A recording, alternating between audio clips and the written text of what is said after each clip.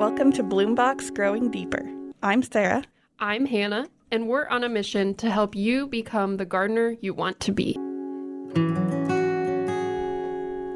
Welcome to episode 15 of Bloombox Growing Deeper. Today we are introducing you to Toby, our new member and affiliate coordinator, and we're going to talk about why gardeners need community and how we find it in our lives. So, Toby, do you want to tell us a little bit about yourself? Yeah. Hi. Thanks for having me on today. So I'm the member and affiliate coordinator here at the Nebraska Statewide Arboretum. I just try and coax people into becoming members here. And so far, so good, I think. We're pretty excited to have Toby because we never had this position before. We've all kind of shared the job of taking care of our wonderful members and our affiliate sites, and now we have a dedicated person to give them the attention that they well deserve. So we're really excited to have Toby here, and he knows a lot about being part of communities and building them, and so he was a perfect person to share this conversation with. Oh, that's sweet. Thanks, Sarah. I'm going to take props on creating this position and hiring it. You're welcome. And for those members listening, if I haven't reached out to you or if you need anything, hit me up, please. There we go. So we just want to talk a little bit about the fact that very rarely do we find gardeners who just garden alone and never ever talk to anybody about it and just do their own thing back in the woods. Those people exist, but they don't usually find us because we're a gardening community. So let's start with how we like to be part of gardening communities, because we're kind of in that world by essence of our jobs, and we work really hard to create communities for gardeners. But Hannah, in your life before executive director as NSA, how did you interact with other gardeners? Well, because I'm a millennial online. I think that's the main way that I connect with other gardeners. I like to do a lot of research about what I'm planting, what I'm finding in my garden, talk to people on social media, share that information. Especially, I like to share my what's blooming right now, all that kind of stuff. And I am terrible at indoor plant gardening, like house plants. So especially when I have a success there, a couple of my Hoya started blooming during COVID, I think because I was paying attention to it and I would talk to it, because who else were we talking to at that time? And it started blooming, and it bloomed constantly for a year and a half. So I talked about that a lot because I was very proud of myself for that one. But then, you also got to reach out to people and go, oh my gosh, I can see that your plant is doing so well, and I have planted 5 of those and they've all died. What do you do? And usually the answer is nothing, which is the disappointing part, because you can't, I guess you can replicate nothing, but that's what I was already doing. So, yeah, I guess that's how I am part of gardening communities. Toby, how about you? Well, I think my love of plants kind of started with houseplants in general, and I've got a ton of them. I think it's one of those things that I connect with folks by being able to propagate these plants, split them up, give them to friends. I actually have this collection of plants that I always have propagating at home. So that way when I need an emergency gift, I throw it in a pot and just take it over for a little housewarming gift, or, just a dinner party. And, no one says no to a plant, even if they're just I'm going to kill it.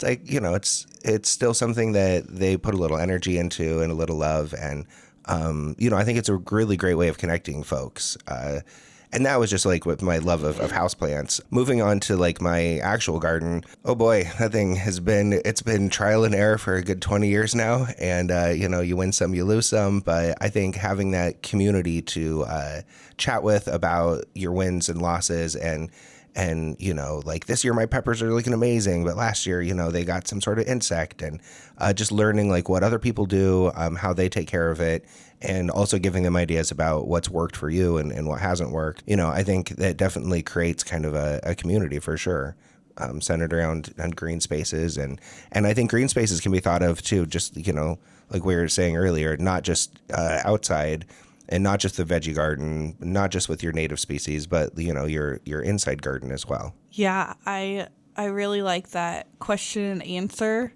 basis. I mean, that's what we've tried to create for Bloombox, is that Facebook group where people can answer each other's questions. And I'm always impressed at how quickly people get answers to questions that, they might have emailed me and had to wait a week for an answer.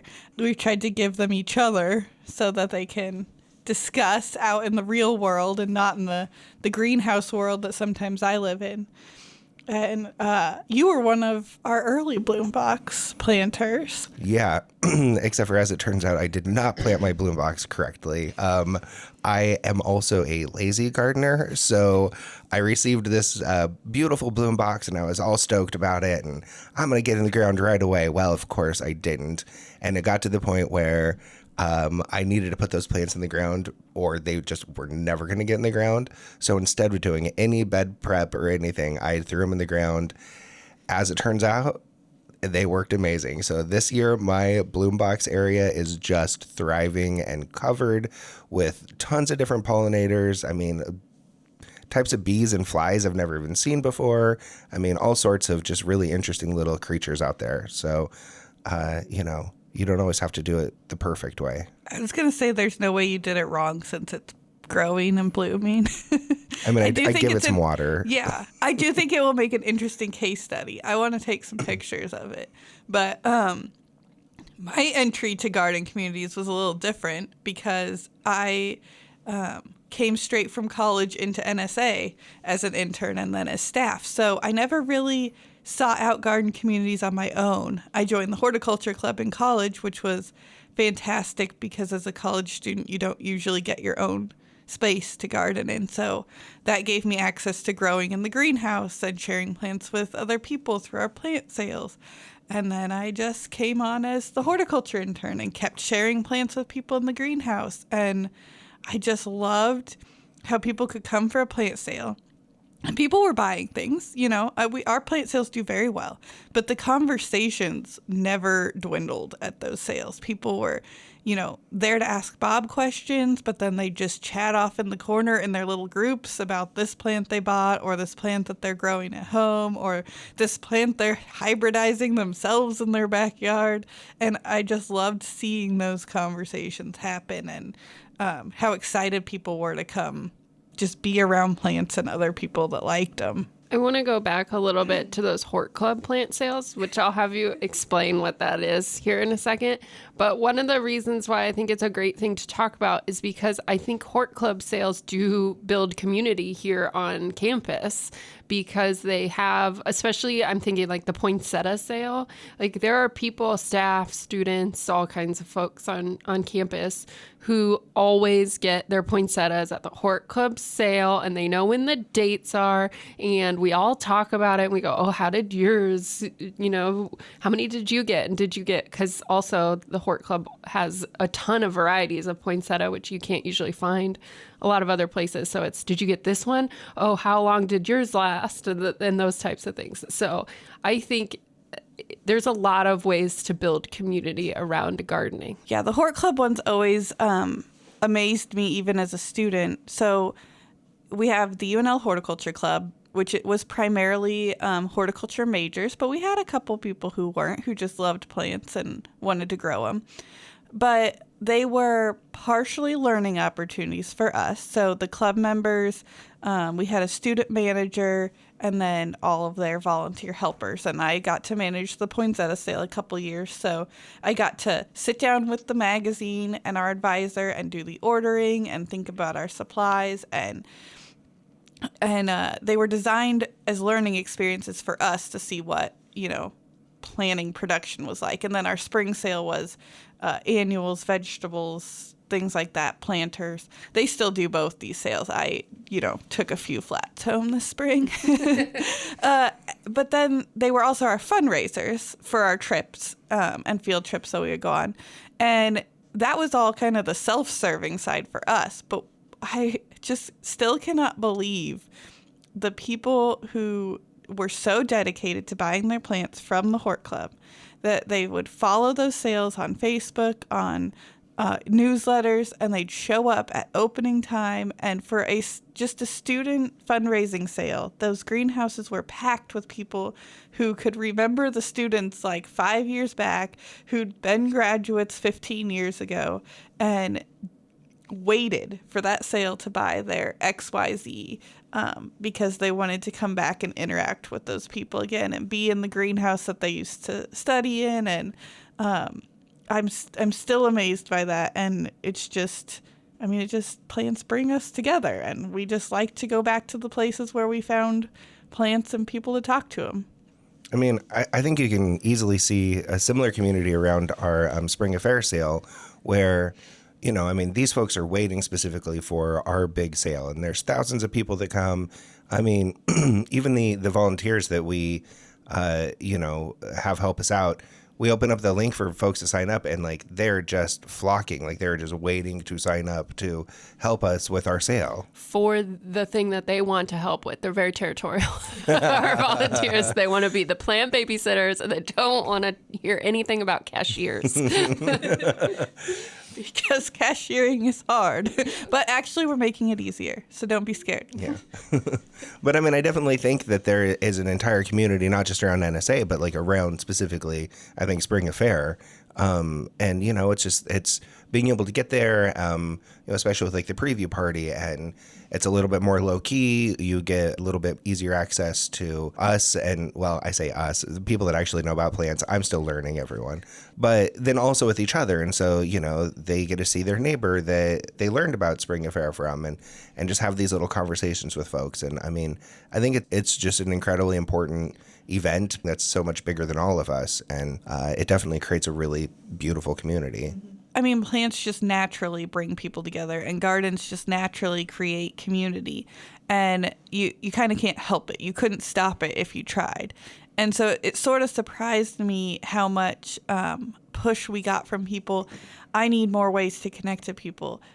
Can you make more, chances for community? Can you make more chances for interaction? I'm like, you're already doing it. I don't know why you need my help, but we tried. And we try to follow through on that people want new ways to meet plant people. They want to meet new experts in native plants. And by experts, it's usually the person coming who has decided someone's an expert. The experts will rarely admit that they are the experts. But you have people with years of experience growing either native plants, trees, seedlings, and people are hungry for chances to meet them and learn from them. So we try to follow through with that at NSA. And with Bloombox, the opportunity was very easy to create first a Facebook group, and now we're branching out into garden walks where people can actually see each other's gardens and meet in person, and just some other new ways to bring people together. We have to find creative ways to bring plant community together, because I think a lot of plant folks are definitely introverts. And so,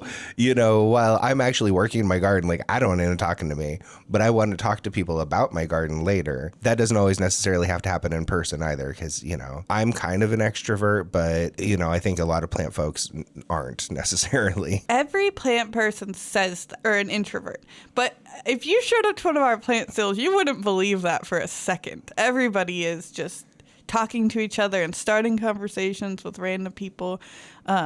It's just what plants do for us. We're so obsessed with them, we can't not talk about them. So a challenge we have here at the Nebraska Statewide Arboretum is the fact that we are statewide. And this is something that Toby has to grapple with all the time, because he's our member and affiliate coordinator, and our members and affiliates are statewide.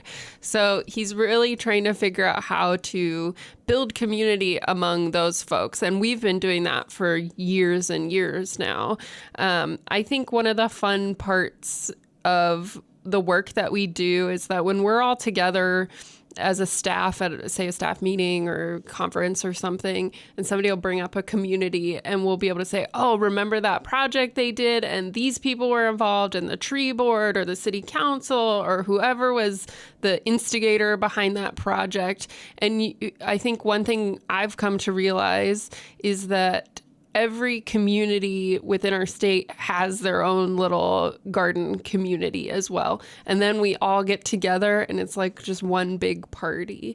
But how to bring those people together can often be a challenge. So we've tried to come up with some ways to do that, and a few ways are through our affiliate programs. So Toby, do you want to tell us a little bit about like both of our Arboretum and Landscape Steward affiliate programs, as well as our My Garden affiliates? Yeah, sure. So, across the state, we have affiliate sites. A lot of them are accredited arboretums, and then some are landscape stewards.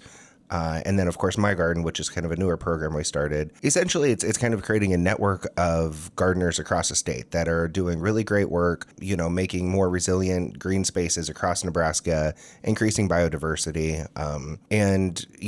Creating these green spaces also creates a sense of community within themselves that brings people together. Like Hannah was talking about, these projects that are happening in a specific city. All of a sudden, you have all these volunteers coming in to like help out with this. And so I think our affiliates across the state, we have I think over 100 affiliate sites. That's including landscape stewards, which don't necessarily meet the threshold to be like an accredited arboretum, but are still doing just really amazing work with their green spaces. And so we want to recognize them, but also give them a chance to have a network of like-minded folks and offer them supports and resources when we can. I think Nebraska just has like a really interesting concept in this way that other states don't, where we are building a statewide network of people that are working together to make Nebraska a more like healthy, resilient environment to live in. And I think it's a truly special thing we have going on here. One of the things I love about our affiliate program is it's kind of like a dual community. We've created this network of, we call them the curators. They're the people who are taking care of the arboretums,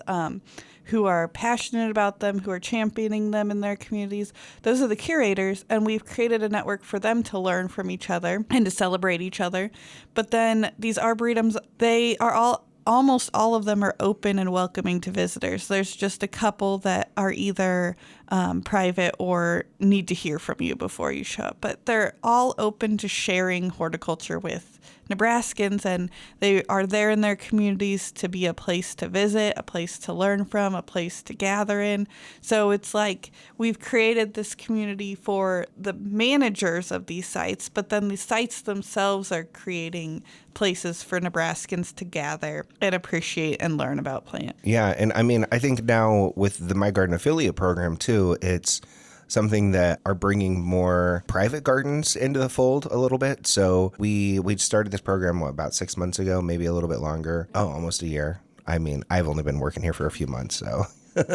But really, I think it allows folks that, just have really awesome gardens and honestly just kind of want to show off or have questions or, want to be part of a community that doesn't have to be at this like public level where, they're not going to have people like just showing up to like trounce through their yard necessarily. Some of them might welcome it, but ultimately it allows, all these people that are doing the same thing, creating really great green spaces that are making, the environment just like a little bit more resilient, being able to come together, show off their gardens and become part of a new community. So yeah, creating just new ways for people to connect across the state. And my goal would be to have a My Garden affiliate site in every city. Of course, if anyone out there is listening and wants to join, you can go to plantnebraska.org and, look for the My Garden site and be able to sign up that way. You just get to submit some photos of your garden. Again, you get to show off all the hard work you're doing. And then we connect you to other like-minded folks. And you know what? We actually just did our first Q&A session with My Garden affiliates, where people zoomed in from across the state and could connect with us and ask us questions and really just kind of have a conversation, kind of show us their gardens, take us around on their own Zoom cameras and show us what they've got going on. I'm hoping this My Garden program turns into, what we created it to be, the chance for people to show off the great work they're doing and talk to other people who are doing great work. But if we can meet that goal you mentioned of having a My Garden in every city or town in Nebraska, that's a role model in that town of somebody doing really awesome horticulture. And often maybe it's just me because I think I am not the plant person who is not the introvert. I will talk to anybody. If I see gardens in my town that are really awesome, and somebody's out, I want to stop and talk to them. So, and I try not to interrupt people at the midst of their labor, but, you know, if they're out getting the mail and I like their flowers, I'll tell them. And, you know, I think it creates this visual in a town of what your garden can be. And hopefully, you know, we can empower that person to be forthcoming with their advice to their neighbors and the rest of their community and create more gardens. I think it's funny you mentioned about seeing other people's gardens. The other day, I went to get some cuttings from a gal for this event that we have coming up, the Student Wellness Fair. And I actually went to the wrong address. I went to the neighbor's house because this neighbor just had this amazing garden. And I'm like, oh, well, this has got to be the place. So I knock on the door and this guy answers and he just had this blank look on his face. And I'm like, I'm here to get some plant cuttings. And I'm like, but I just wanted to say, like, your yard is just amazing. And he's like, oh my gosh, his face just lit up. And he's like, I can't believe you said that. Like, my wife, she hates it. Like, she thinks it looks overgrown. And I loved it. Like, it just is gorgeous. But it was the wrong address. So I did tell him about the NSA and my garden program. And I think at that point, he's like, all right, crazy person, get out of my yard. But I did find the right place, got the cuttings. It was a really great way to connect with this guy, and his face lit up, and it was definitely something that he was proud of that maybe his wife wasn't as proud of. I do think that's a pillar of the My Garden program too. Just for a little bit of background information, the My Garden, basically, when you fill out the application, you have to say that what you're doing in your garden is there to support wildlife, pollinators, water consciousness, right? So, and lower input gardening, basically, is what we're asking people to do. And that can be something in some neighborhoods that is not exciting for other people, right? So we talked about it a little bit in the weeding episode too, like how we manage parts of our garden so that people know that it's intentional. And I think My Garden can help show your neighbors, show other people walking by that what you're doing in your yard is intentional. You're doing it for a reason because you get a sign. I should have said that. You get a sign and the sign says you're part of my garden and that you're doing this for wildlife and for water and all of that good stuff. And so I think it helps people understand that this, one, is intentional, and two, that it's not just you. Like, if there's a program for it, then it must be bigger and part of a bigger picture, which it is. And I think one of my favorite things now is to go for walks or whatever around Lincoln and be able to see every so often you see a My Garden sign out front and you go, oh, that's one of ours. And I know them, those are my people, right? So it's a fun way to be able to identify those types of folks. And then I think you can be the first one in your neighborhood and then just it keeps growing. And then all of a sudden you realize, oh my gosh, my neighbor down my street shares these same concerns or these same desires that I have, and now I can make a friend. I think this is a good time to shift from, I think we've mostly been talking about community as support when we're starting something new or we're just getting into gardening. But at NSA, we tend to encourage a more environmentally conscious version of gardening where we have wildlife in mind, we have our water resources in mind, and we are shifting the aesthetic from maybe just turf to having a few other things in our yard and maybe not needing it to be perfectly manicured. And that comes with its own need for community, because if you're the first person on your block or in your town to do something different, you really need to hear from someone else that they're also doing it, they also care about it, and you are doing a good thing.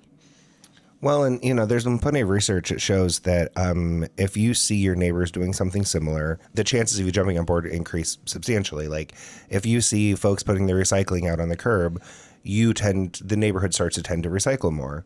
And so I think by doing this in the same way with like My Garden affiliates and even with Bloombox and, people are seeing these gardens being created across their neighborhood, and it makes them easier to like jump into it. And additionally, it gives them, they know like, oh yeah, this guy's been doing it for a couple of years. I'm going to go down and chat with him, see how they got started, see what kind of resources they took. But, you start to get to know your neighbors that way as well. I mean, I've definitely met some folks that have just stopped by as I'm out working in my yard just to like chat with me about whatever's growing. And I have to lie to them and be like, well, no, I'm usually just very honest. I'm like, I have no idea what's growing. I've got to go look at my Bloombox list that Sarah printed for me. And I'm slowly getting better with this. But I mean, it's a way to connect with your neighbors, especially I think in this day and age where we are much more separated, we're always like on our phones, on our computers. We aren't sitting on our porches like we used to and having these conversations with our neighbors. And I think any little way that we can kind of connect with each other, is a really smart, important thing to do. And that, again, is where we struggle with the statewide aspect, because gardening lends itself so perfectly to that chat on the front porch.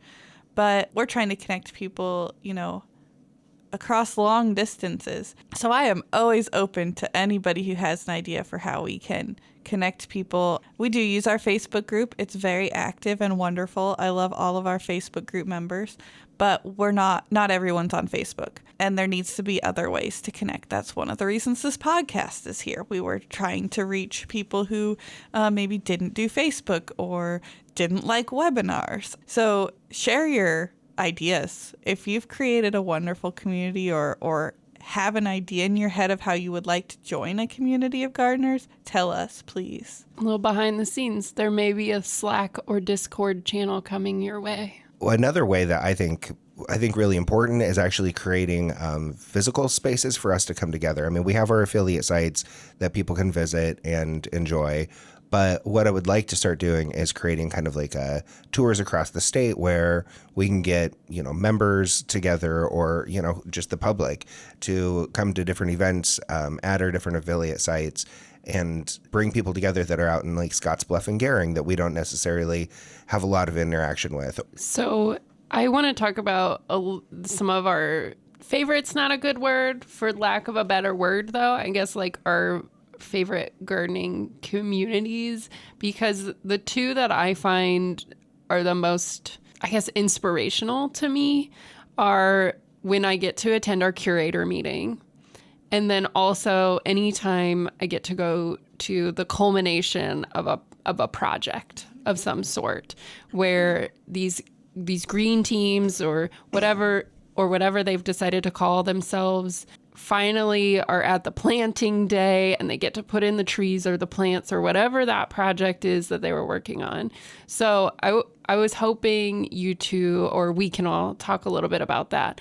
And I'll start with curators. I attended my first curator meeting last year and I was just amazed. One, the curators are fun because I think they do fit that mold of the introverted, like landscape folks. And I think it's especially hard because so many of them work in isolation. They do work alone a lot of the time, or maybe they have seasonal folks over the summer, things like that. So then when they finally get to come together and talk about, oh, here's the problem we're having with our trees. Have you encountered this? And what did you do when you had this big storm, or whatever it might have been with other people? I can just, when they first arrive, they're all kind of milling around and they're real quiet. And then we start saying, okay, let's talk about this. And then they get really excited and animated. And I think it's just so fun to see that community happen. And I know that when they leave, they're still talking to each other. They're exchanging emails and phone numbers, and they're saying, oh, I'll come visit and we can show you how this worked and things like that. And I really love that. Just for a little backstory here, for those that don't know, the curators meeting is just like an annual meeting that we bring all of our affiliate sites, the curators that are kind of taking care of those sites, together. And we usually do it at a different affiliate site across the state so we can kind of get exposure to different areas. This year we're going to be hosting it in Hastings, where we'll be able to do plant tours of, Prairie Loft and Central Community College, Hastings College, Highland Park. And so, yeah, we bring all these folks together. We chat for a while about what's going on in their different sites, and then we get to do some tours. And who doesn't love a plant tour? It's kind of my favorite thing. Like when I go to someone's yard, I'm like, show me what's going on here, and like get a little tour of the yard. So it's like that, but in a much bigger scale. So yeah, that's the curator meeting that Hannah's talking about. My two favorite parts of the curator meeting is we always start the day with a kind of a round robin storytelling, and we give everybody 5 minutes to tell what happened in their arboretum this year. And all of these people who, just mixed together in a group for the first time of the year. There'll be one or two extroverts in the group, and the rest are very busy with their coffee. And I have to cut them all off, every single one of them. I have put a timer up on a presentation board. I have run a physical timer. All of these people who are a little slow to mix into a big group and just start chatting are all of a sudden have more stories to tell that we can handle in the time that we have. And they're awesome stories. I mean, there are tears during these stories. And then my second favorite part is we always have Justin do a plant demonstration where he brings a tree and we plant it at the affiliate site that's hosting us. And these are all experts. Like, these people have been working in arboretums for years. They all gather around watching him plant this tree like it's the first one and critique him and check it out. And it is just, that's my favorite part of the day. I just love watching that because they're bonding over the shared experience that they all, plant and care for many trees. Justin is the expert in the group, standing up and planting the tree, but they are all the experts. And so there's critiques and comments, and this is how I do it, and that's how you do it. And I just love watching it. I wonder if part of that too is it's because it's Justin and everyone's obsessed with Justin. Like, I mean, he's a pretty great guy, and he's just got one of those personalities that you just, you're kind of attracted to and just like, yeah, whatever he's saying, like, is probably right. So my second favorite one then is projects and going to those project sites. And by this, I mean, so we grant funds to communities throughout the state to do all different types of projects. It could be street tree planting.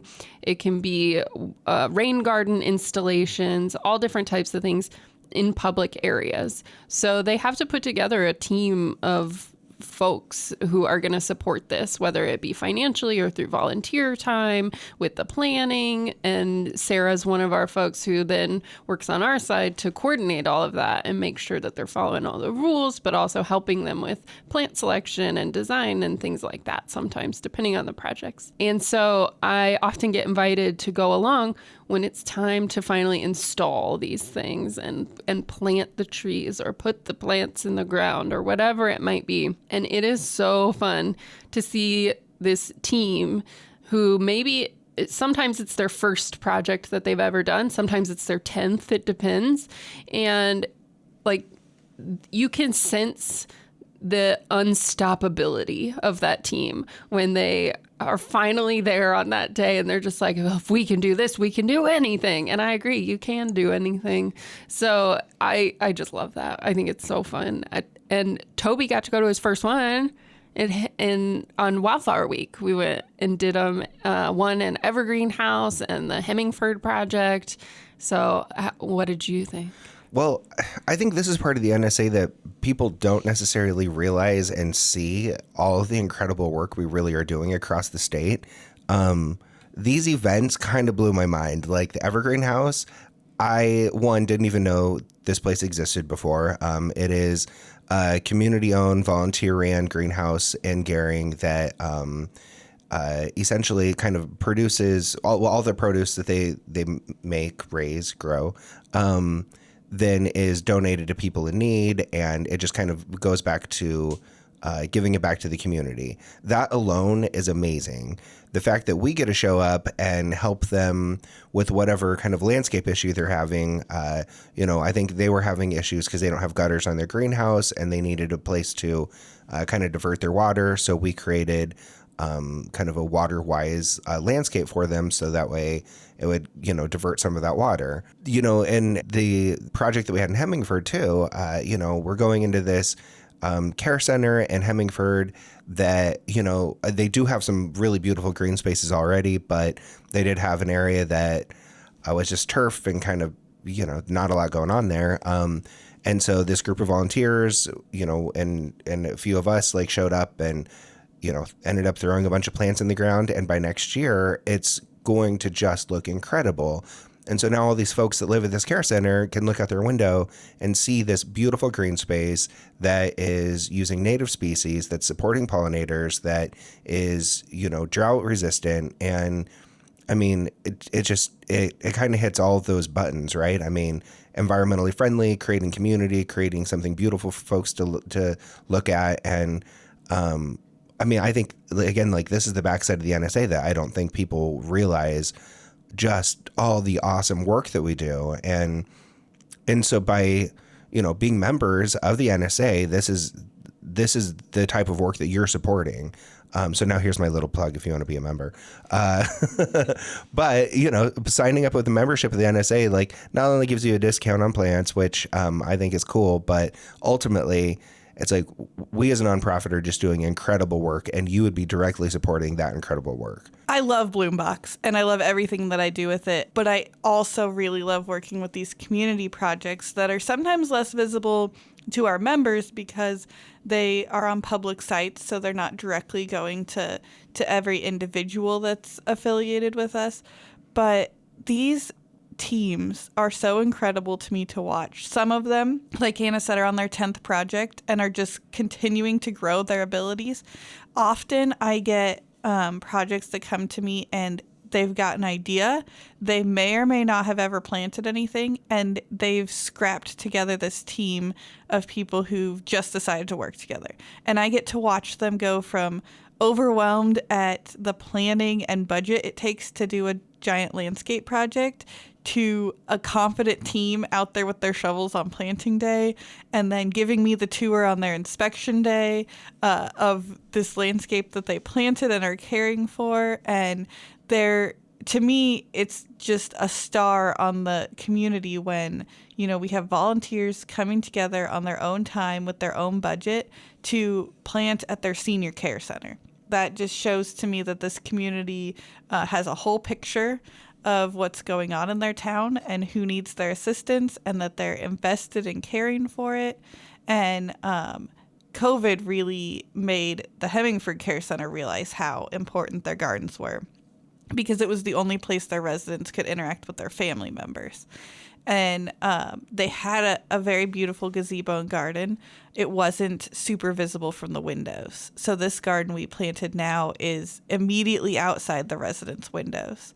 So they have provided that constant view rather than needing to get out and walk.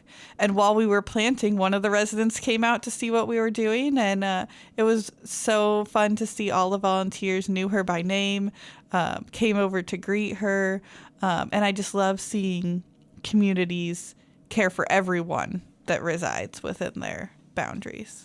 Well, and I think a really special thing with the Hemingford Care Center, too, is, there's ample research that shows having access and a view of green spaces can help, mental health. It can help physical health. Like, it can decrease blood pressure. I mean, there's so much great research out there showing that just even having like that view can increase your quality of life. And a senior care center, I mean, every little bit helps. And I think just being able to provide that for those folks is just such a really cool feeling. And I feel really fortunate to be a part of an organization that is doing great work across the state. So we've done a lot of NSA pitching here. Sorry, but also not sorry because it's our jobs. But I do want to talk a little bit about any type of maybe grassroots communities you've created or joined or been a part of that were formed kind of around gardening, and or maybe even temporary communities. Because I'm thinking of, I was at a wedding one time and, just standing there chatting with my husband. And then all of a sudden I hear someone behind me mention a scientific name of a native plant. And I turned around so fast and I was like, who are you? And and to be fair, I did recruit her to join the board. So we did that. But also then we got to spend a good time at this wedding chatting about plants and what she was doing, what I was doing, and why we wanted to. So have you ever had that experience too, where you're just like in the wild and heard someone talking about plants? So this is slightly different, but I accidentally created a community. I used to have a shop downtown and I would sell houseplants among other kind of nature-based decor. But one accidental community that I created was this community around air plants. They're tropical plants. People love them. I think at the time I was the first and only person in Lincoln to be selling them. And people just loved them. people also could not keep them alive. And so I created this community about killing airplanes, and they would continue to come in and buy more and be like, this is going to be the one. Like, I'm going to keep this one alive.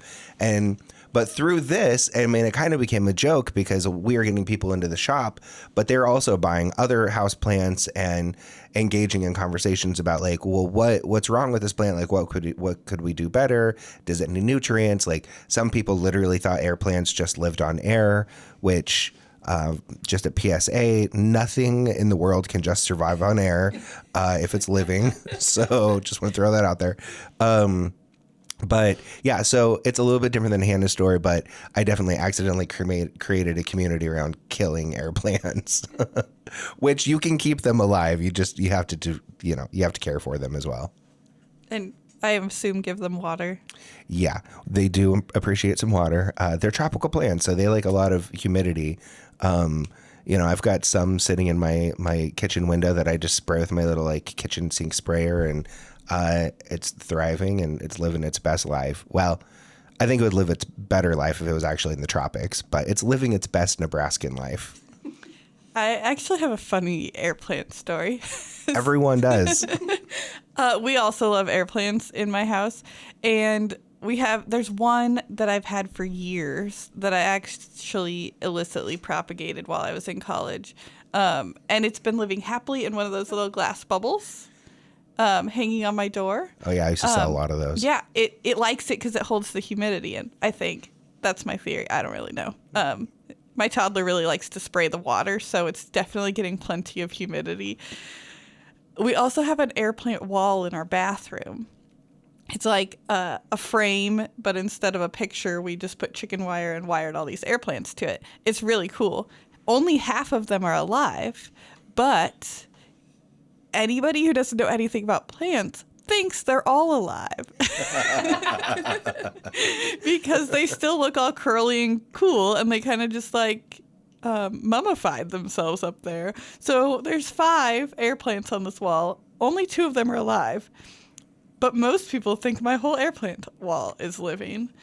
And I realized the reason they died is because it's across from the hot air vent, which in our bathroom we can't close. And so I just roasted them in the winter. Well, Sarah, I just want to publicly welcome you to the dead air plant community. I'm honored. This is one of the things that I love about our NSA staff community, too, is that it's not uncommon to hear about illicit propagation. I plead the fifth. To be clear, it was not illegal propagation. I just was not invited to propagate the plant. Nothing illegal has ever happened with plants here. Also, I am a proud member of the dead houseplant community because while I think of myself as a very good outdoor gardener, I'm a very bad indoor gardener. And it's getting to the point of being a joke. I have 1 healthy plant out of 10 in my office. I count 3. Oh, okay. At least 3. They may just be mummified. You don't know till you touch them. And it just brittles, crumbles apart. I just counted it, and there are 6 healthy plants. Oh. Unless those cactus are dead, and I just haven't realized. The cactus is dead, yes. What other plant communities that have I accidentally come across? Well, okay, so I have some raised beds in my backyard. Well, they're kind of outside of my fence, but I was out there working in the yard building this little retaining wall that has taken me way too long. I'm not even done with it yet. He's been telling us about this retaining wall since he got hired. And I'm sorry, but I had to distribute the rest of that mulch, so you can't use it for your retaining wall. That's okay. I actually ended up with some other mulch. This retaining wall, we have like 7 feet left of this stupid thing. But I was out there working one day. A gal that I know walks by. She's talking to me about the retaining wall, and then she sees my raised beds. And this is still like earlier in spring, so I hadn't planted any veggies yet. And she is just lamenting that she doesn't have a green space, and she, is living in an apartment and doesn't have access to like being able to raise vegetables anymore. And I believe she used to work for Community Crops, so she's definitely like a gardener. Well, every year, my husband and I, we plant a bunch of veggies. They always do amazing, but we aren't the best at keeping up on the weeding. And so then by the end of summer, they look a little sad and we have way too many tomatoes. And so we've kind of now created this little community garden where this gal that's walking by, I'm like, feel free to take one of the raised beds. Like, we don't need all of them. She threw some plants in. We've got a lady then that lives across the alley from us, and she makes salsa, and she just, she's got a tiny little greenhouse in her backyard, but she's like, well, I'll come over and weed your garden if I can have some produce. Always make friends with the people that make salsa. Yeah. It's spicy. It's like kind of makes you cry a little bit. But so now, I just have 3 little raised beds back there, but now I have a gal across the street that is using one of them to grow her own garden. I've got the lady that lives across the alley who's now coming over to help weed just to get some free produce. And another neighbor that just comes out and kind of like stands awkwardly and stares at us while we do this. And so, even within this little, tiny space in my backyard, I'm bringing, again, back to community, bringing these like folks together that love gardening and then I get jars of salsa. And if anyone wants some spicy salsa, reach out to me because it is so spicy. I think that is so awesome. I am really hoping, we haven't lived in our house for very long, but I'm very much hoping we can find community like that within our neighborhood. Most of my interaction, just because I've been immersed in NSA since, I was 20, is kind of professional, but that accidentally bleeds over into all of my other communities that, I'm in Facebook groups for this or that have nothing whatsoever to do with plants. And I can't keep my mouth shut. So if somebody asks a question about plants or brings them up, I have to answer it. And so hopefully I'm just inserting plants into other communities. That's my plan. Just sneakily turn every community I'm involved in into a plant community. I think you're well on the way here. One other thing I want to add about my weird gardening community that I've created in my backyard, we have this neighbor that when we first moved in, we had way too many tomatoes. And I'm like, I'm going to take this neighbor that we occasionally see, wave at. I'm going to take him some tomatoes and some extra produce. And so it just got awkward real quick. So we usually see him in our back alley. And so I decided, well, I'll just use his back door because that's where we see him the most. I know he's always out there. And so I'm fumbling with his gate, can't figure it out. It's like 5 minutes, and I'm like, this is stupid. Okay, I'm just walking around to the front yard. Walk around to the front yard.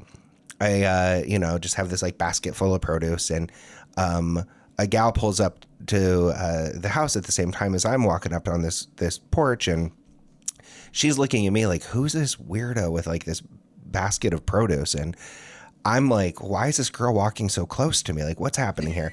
So she comes up on the porch and I knock on the door and I'm like, hey, this little kid comes running out and presumably that's his mom. As it turns out, like, this is where her parents live, but like, she hasn't let me know any of this. So she's just standing behind me wondering why this guy's on this porch. And so then the kid runs out and the dog runs out and everyone's really excited. And then I'm standing there awkwardly and he's like, oh, hey, what's going on? And I'm like, well, I just have, these extra tomatoes and stuff for you. And he's like, oh, well, what should I do with them? And I'm like, whatever you would want to do with the tomato. And he's like, I guess I could make some BLTs. And I'm like, yeah, that'll work. Whatever you want to do with the tomato. And so I just like awkwardly handed him this basket. I kind of wanted the basket back, but it was kind of too late at this point. So I just gave him the basket. I left all the produce and just like turned around and left. It was one of the more awkward situations I put myself in. It shouldn't have been awkward. But now still to this day, we wave and we always say hi. And so we're friends, but we call him Awkward Tomato Bear. Will you be attending their family reunion this summer? Yeah, so I'm actually marrying into the family soon. With you're just bringing a basket of BLTs this time. just the whole sandwich. Pre-made sandwiches. That is awesome. I am about to go meet some new neighbors that we have, and I am also imagining that I always have great intentions and can turn any situation awkward very quickly. So I will remember to bring fully prepared BLTs and not just the produce part. Yeah, or maybe like a recipe of what to do with those tomatoes. I just assumed everyone like eats tomatoes or would know what to do with the tomato, but he just looked like a deer caught in headlights. I looked like a deer caught in headlights. It was just a disaster. Well, I think that's a good spot on Awkward Community to say thank you, Toby, for coming. We really appreciate it. Of course. Yeah, this has been so fun. I am really glad you asked me to be a part of this today. So I think this is a good time to share a story that I don't know if we told very many people. Hannah and I went to the American Public Gardens Conference in Portland back in June. And there I learned how important it is for us as professionals to have some community too. Because in Nebraska, we're kind of the native plant people. We're the, booth at every conference. And this was my first experience being the attendee and the information collector. And that was so invigorating to me to hear about everything other people were doing and to have them say, whoa, what you're doing is so cool. But we were also there to present. We shared Bloom Box with the American Public Gardens Association and talked about why its community building abilities have been so important to native gardening in Nebraska. So one of the things that we talked about a lot in that presentation is that native gardening can sometimes feel isolating, especially in places where it's not as supported, which unfortunately can sometimes be the Midwest or the Great Plains. I think it's getting a lot better. We're seeing a boon in native gardening all across the country, especially COVID, I think, supported that along with vegetable gardening. We see that across the gardening industry. But so it can feel kind of isolating. So one thing that we sought to do with Bloom Box and really with a lot of our programs is to take people who feel like they're maybe in an out group, that they don't have things to relate to other folks in, and create an in-group among those out-group folks. And so that's really, I think, what we've done with Bloom Box and why one of the reasons why it's so successful. We made it cool. One of the other things that Bloom Box tries to address is this fact that even if you're excited about native plant gardening, the accessibility is difficult because we are a pretty rural state with a lack of nurseries around the state. And so our garden communities have become so important as native plant gardening becomes more cool, that we can have people around to share seed and share divisions and share advice, because we can't get everywhere. We would love to get everywhere, but we can't. So we just think it's so awesome when people create their own grassroots communities. I agree with you, Sarah. I think it was really great to be at APGA in Portland and get to experience our community of gardeners and just people who can relate to the struggles. Sometimes that's a very uniting thing in community is, oh man, did you get your, IMLS grant or not? Like that's the things that I got to relate to people on.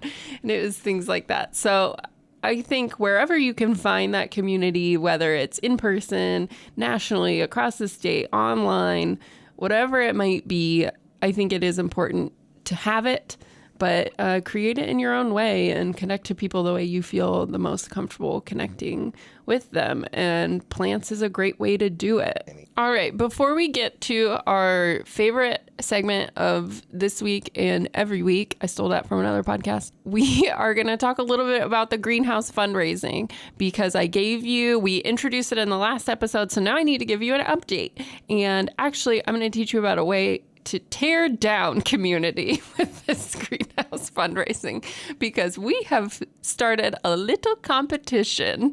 It starts today among the staff members. So each of us, our staff here at NSA, has created our very own fundraising page for the greenhouse, okay? And we've all set a goal that we're trying to reach. However, the real goal is to raise more money than anyone else on staff. It's a popularity contest. So you can vote for your favorite staff member with your dollars on these greenhouse campaigns. We're going to have the links for just me and Sarah in the show notes here. But you can go, I guess, to our social media and our website to get the links to everyone. So if you're a big fan of Toby, I guess you can vote for him. Yeah, I'm still sitting here. I can hear all this. So we're going to have all those links available. You can show your support for Bloombox by showing your support for the greenhouse, because the best way... But only by voting for me. No, please vote for me. It's getting contentious here, because the staff member that wins gets a home-cooked lunch made by the rest of the staff, okay? And if there's one thing to know about NSA staff, it's that we're all pretty good cooks. So that is something to really want. And I want it. I hate cooking, even though I'm good at it. So I would really like other people to make my lunch for me. It would be wonderful. So vote for Hannah. This election is the most... rigged and definitely linked to cash, like most elections, I guess. So it's going to be a lot of fun over the next month. We'll give you updates about who's winning, who's not. It's probably me. And hopefully you will help us raise these last $20,000 that we need for the greenhouse by supporting the staff member and Bloombox or whoever you choose. So please go to plantnebraska.org/greenhouse to learn more about how you can donate. If you don't want to be involved, if you would like to abstain from the vote, you can just give there without linking it to any staff member. So if you like us all equally, one, you could just give us all money.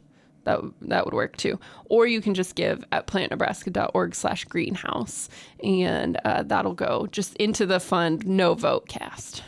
So keep it up. Keep checking on us. We would really appreciate your help with this project. All right. Our favorite segment. What's blooming in your garden this week, Toby? Well, I threw in some fall phlox, which I didn't even really know what I was putting in the ground at the time.